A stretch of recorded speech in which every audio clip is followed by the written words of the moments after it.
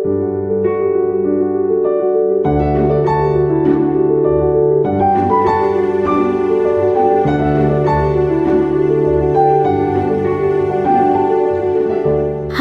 All, മോൻ്റെ സ്കൂളിൽ kids സെറ്റിൽ programme ആയിരുന്നു ഇന്നലെ.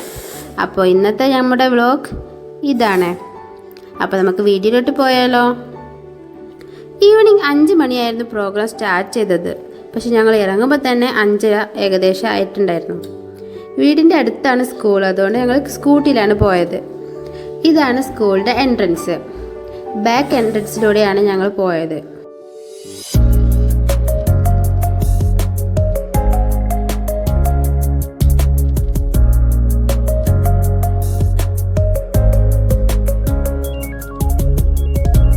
വീഡിയോ എടുക്കുന്നത് കണ്ടപ്പോൾ എല്ലാവരോടും മോൻ ടാറ്റ കാട്ടാണ് കേട്ടോ.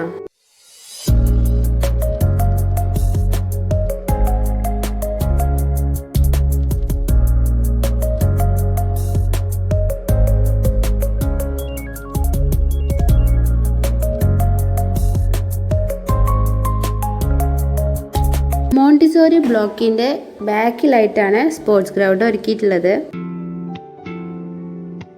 അത്യാവശ്യം കുഴപ്പമില്ലാതെ തന്നെ കുട്ടികളെ അട്രാക്ട് ചെയ്യുന്ന രീതിയിൽ അവിടെ ലൈറ്റ്സും ഡെക്കറേഷൻസും ഒക്കെ ഒരുക്കിയിട്ടുണ്ടായിരുന്നു.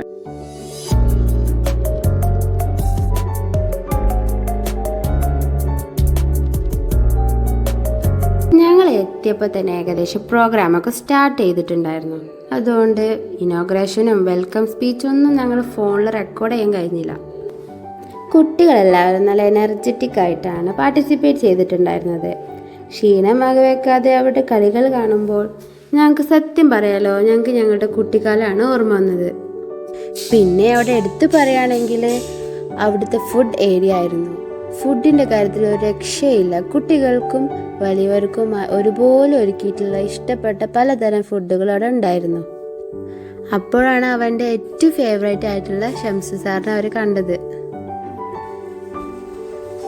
ഫുഡിൻ്റെ കാര്യം പറഞ്ഞില്ലേ, അവിടെ ഐസ്ക്രീം മുതൽ kebab, biryani, parotta, chicken chilli, beef, അൽഫാം, അങ്ങനെ വെറൈറ്റി ഐറ്റംസ് അവിടെ അവൈലബിൾ ആയിരുന്നു, ലൈക്ക് എ ഹോട്ടൽ.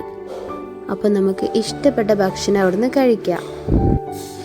ഞങ്ങളാവട്ടെ ഒരു ടെൻഡർ കോക്കനട്ട് ആണ് ആദ്യം വാങ്ങിയത്. അടിപൊളി ടേസ്റ്റായിരുന്നു. പിന്നെ അവിടെ ഒരു വാക്കിംഗ് ടെഡി ബിയർ ഉണ്ടായിരുന്നു. കുട്ടികളെല്ലാവരും അതിൻ്റെ പിന്നിലായിരുന്നു. മോന് ഭയങ്കര എക്സൈറ്റഡ് ആയി അതിന് ഷെയ്ക്ക് ഹാൻഡൊക്കെ കൊടുത്തിട്ട്.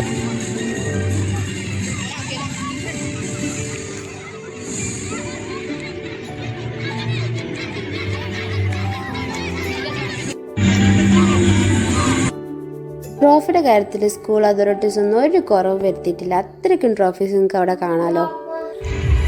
കുറച്ച് ഗെയിംസൊക്കെ കണ്ടു. പിന്നെ ഞങ്ങൾ വീട്ടിലോട്ട് അപ്പോൾ ഇന്നത്തെ വ്ലോഗ് ഇത്രയേ ഉള്ളൂ. ഇനി അടുത്ത വീഡിയോയുമായി കാണുന്നവരെ ടാറ്റ ബൈ ബൈ. എന്ന് നിങ്ങളുടെ സ്വന്തം കോച്ച് പൊട്ടാറ്റോസ്.